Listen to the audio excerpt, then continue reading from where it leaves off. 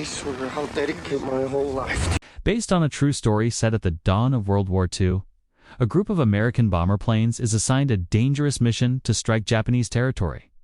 As they enter enemy airspace, every crew member takes his position, fully aware that survival is far from guaranteed. Among them is Louis the bombardier, responsible for releasing the bomb. Despite heavy enemy defenses and violent explosions shaking the aircraft, the mission is ultimately carried out successfully. However, danger follows them on the way back. Japanese fighter planes are deployed, relentlessly pursuing Louis and his crew throughout their return flight. Continuous gunfire damages critical systems inside the aircraft, leaving the lower hatch unable to close. When one of his crewmates is injured, Louis immediately steps in to help. Even as bullets continue to tear through the sky around them, after firing hundreds of rounds, they finally manage to escape the enemy's pursuit.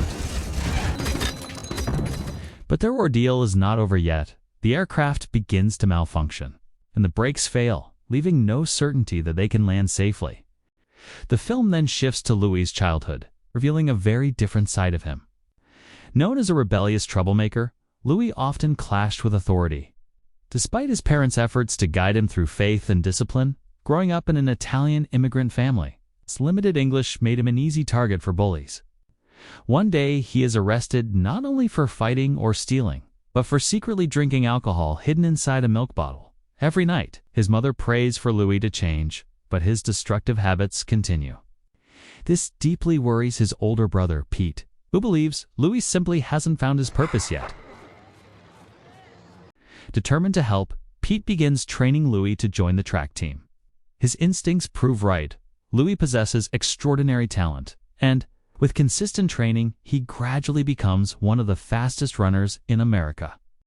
National success soon leads Louis to international competition, but achievement comes at a cost. It means leaving his family behind, especially Pete. It's the brother who shaped his journey from the very beginning.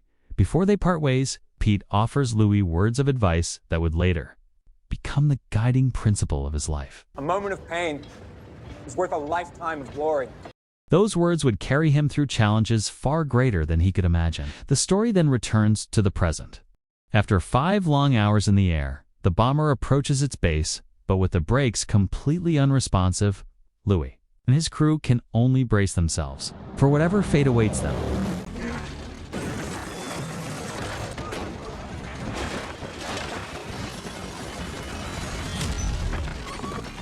Luck is still on their side. The aircraft manages to land safely, but behind the relief, there is quiet sorrow. One of the crew members who had been wounded earlier passes away, final breath unnoticed by the others. During his time at war, Louis continues to make time to train. He holds on to a single hope, that when the war finally ends, he will still have a chance to compete again on the International Olympic stage. A few days later, Louis and 6 other crew members are sent back into the air. Their mission is to search for a bomber reported missing in the middle of the ocean. Due to limited resources, they are forced to fly an aircraft that had already been damaged in previous combat, flying under unstable conditions. The mission quickly turns into disaster. This is Green Hornet. We are... Everybody brace. In the midst of the tension, the film takes us back in time to Germany, before World War II begins, where Louis competes in the Olympic Games. The event captures global attention, broadcast on radios around the world, including the one his family listens to from home. The race is intense. Louis deliberately starts from the back of the pack, but as the final lap approaches, he unleashes everything he has, overtaking his competitors one by one and finishing the race in spectacular fashion. Sadly, the joy does not last long. War returns to the world, and even an athlete like Louis is called to the battlefield.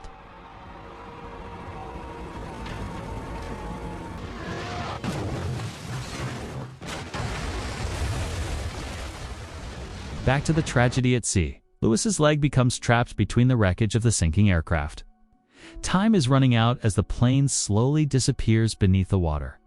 He struggles again and again to free himself, until the pressure of the water finally lifts the metal debris, saving his life.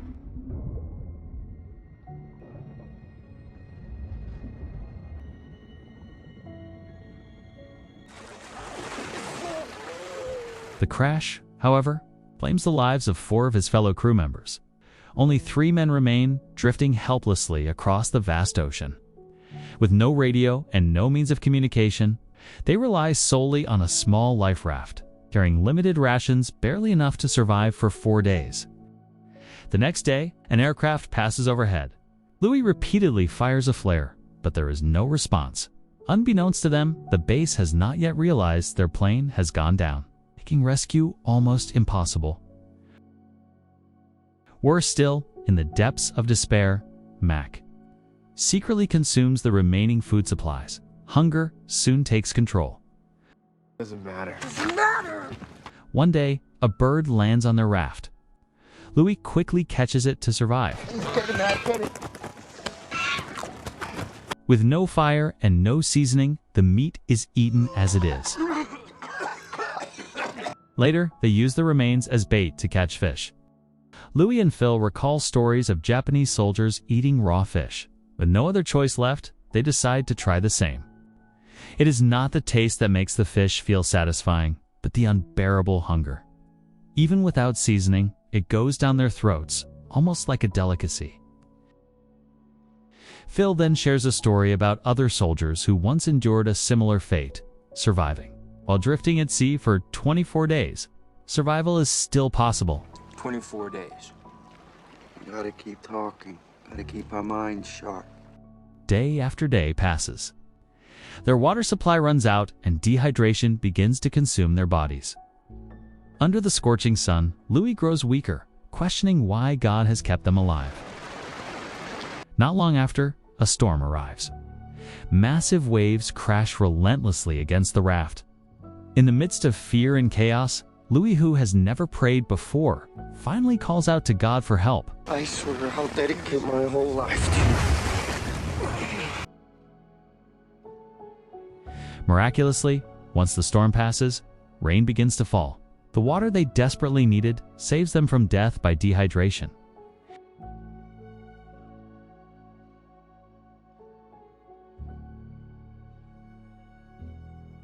After drifting for 28 days, they enter waters filled with sharks. Fish are so abundant they can be caught without hooks.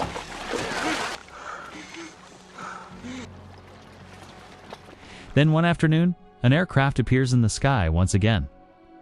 Louis fires an SOS signal, and they wave desperately for help only to realize the plane belongs to the Japanese military. Their bodies are far too weak. Even swimming is nearly impossible. When the aircraft circles back, only Louis has the strength to jump into the sea. Though gunfire rains down on them, Phil and Max survive against all odds. Their raft, however, is riddled with holes. Fortunately, the emergency supplies allow them to patch it up just in time. In the days that follow, their condition worsens, especially Max. He begins to hallucinate, quietly saying that he does not have much time left. Unknowingly, those words become his farewell. His voice fades, his breathing slows, and finally, it stops. Louis and Phil stay by his side until the very end. With heavy hearts, they release him into the sea.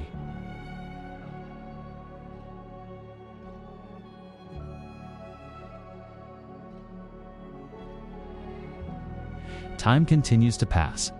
How many days have gone by since Max's death? They no longer know. Louis and Phil grow weaker with each passing moment. From time to time, Louis calls Phil's name just to be sure his friend is still alive, just as hope is about to disappear completely. Fate takes an unexpected turn. They are finally rescued by enemy soldiers. Whether this is salvation or the beginning of a new nightmare, no one knows. Louis and Phil are taken captive and held at a small military outpost on a remote island, unaware of where they are and what awaits them next. During World War II, Japanese forces were notorious for their brutal treatment of prisoners. To survive, Louis is given nothing more than a small handful of rice each day. One afternoon, he is taken to face the enemy commander for interrogation.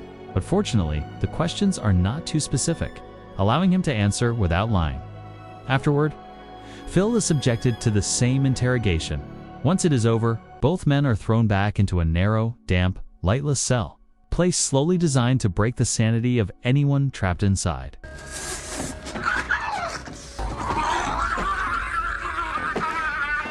After what feels like an eternity, they are suddenly taken out of their cells.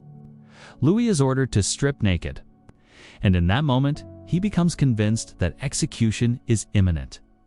Despair overwhelms him after surviving nearly 2 months adrift at sea. Could his life truly end here?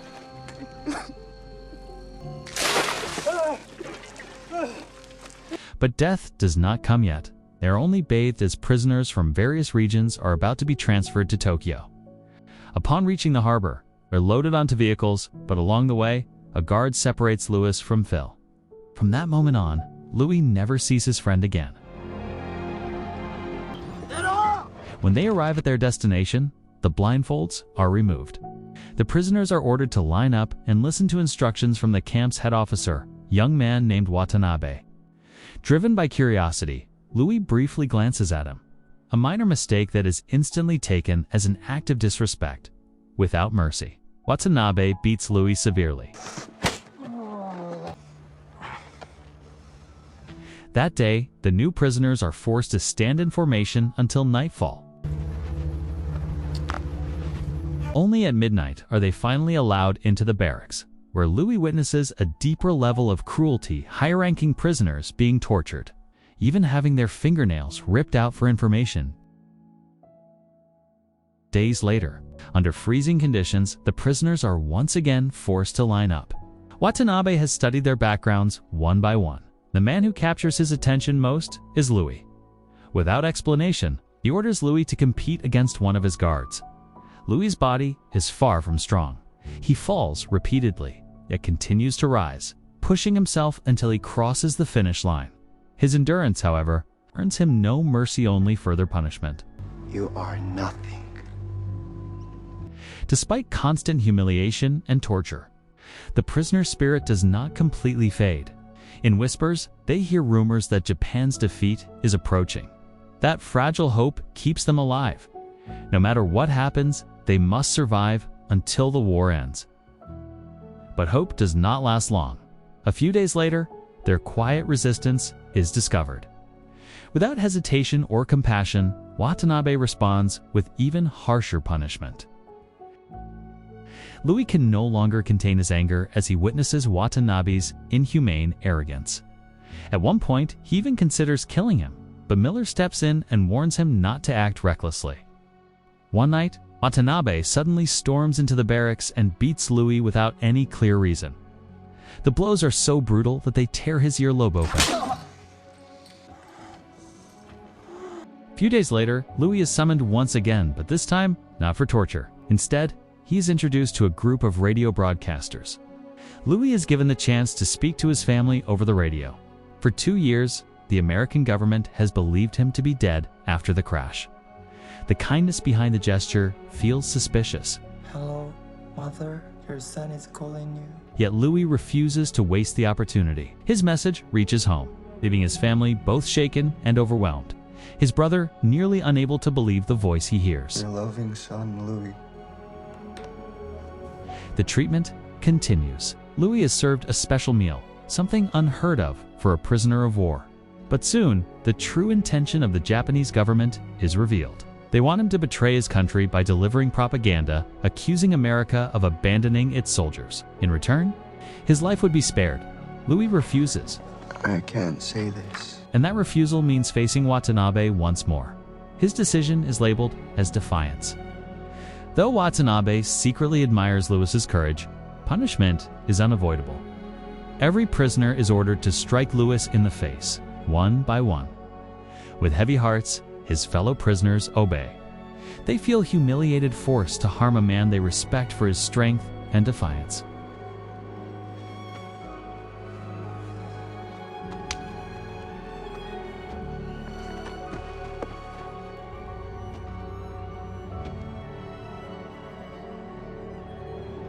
Time passes.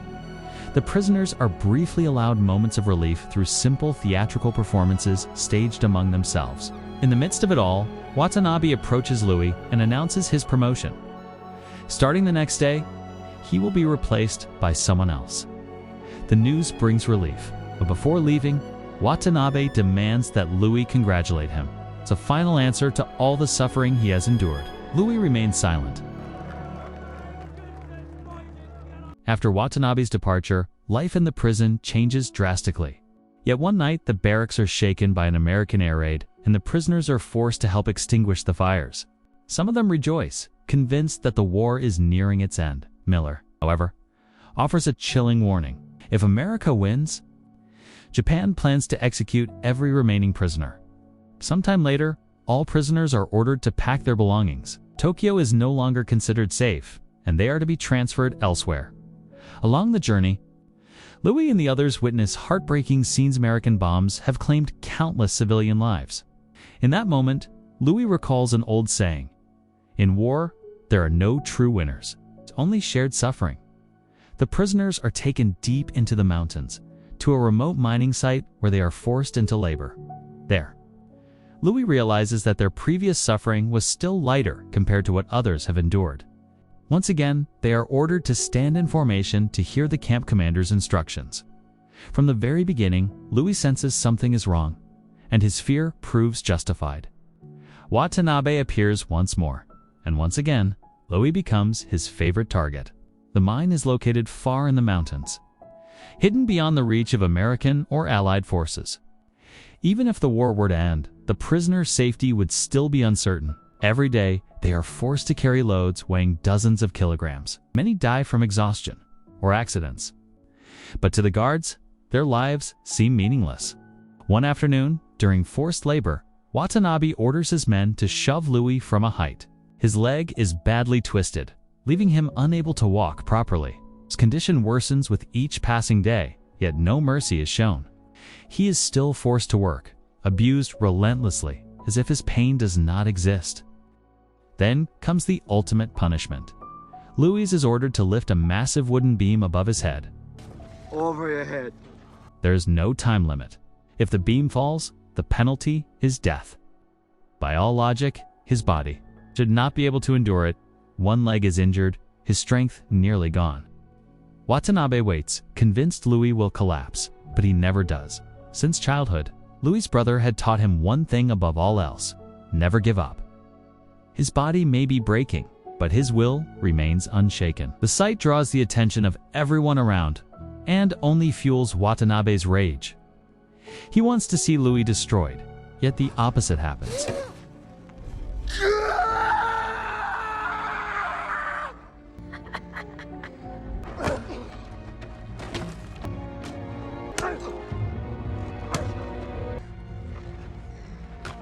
Weeks later, all prisoners are gathered in the open field once again. The guards announce that the war is over. Strangely, not a single prisoner cheers to them. The news sounds less like freedom and more like a death sentence. Their fear deepens when they are ordered to bathe together by the river, a procedure commonly performed before executions. Escorted by heavily armed soldiers, they walk slowly toward the riverbank, where several guards are already waiting, just as hope is about to disappear. An American aircraft suddenly flies overhead, signaling that the prisoners will soon be taken home. The relief they feel is beyond words. Before evacuation arrives, aid is dropped from the air. For the first time in a long while, the prisoners are able to wash themselves, change clothes, and eat canned food, simple comforts they had almost forgotten.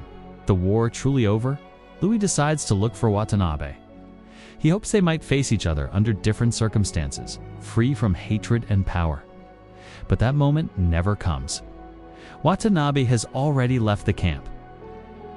Not long after, Louis and the others finally return home. A warm welcome awaits them.